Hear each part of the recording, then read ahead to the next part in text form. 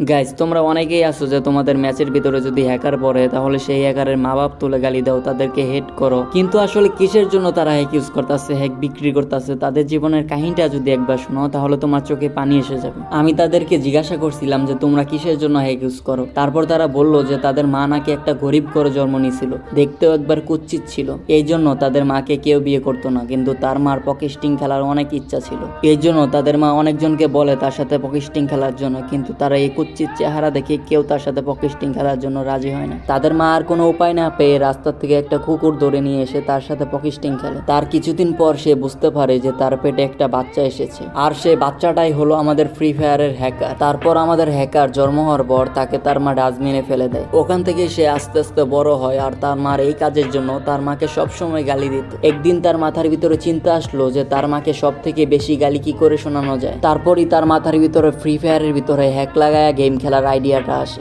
আর তাদের আইডিয়াটা সফলভাবে কাজে লাগে। ঠিক এই জন্য তাদের মা বাপ তুলে গালি দিলে তাদের কোনো যায় আসে না, তারা আরো খুশি হয়।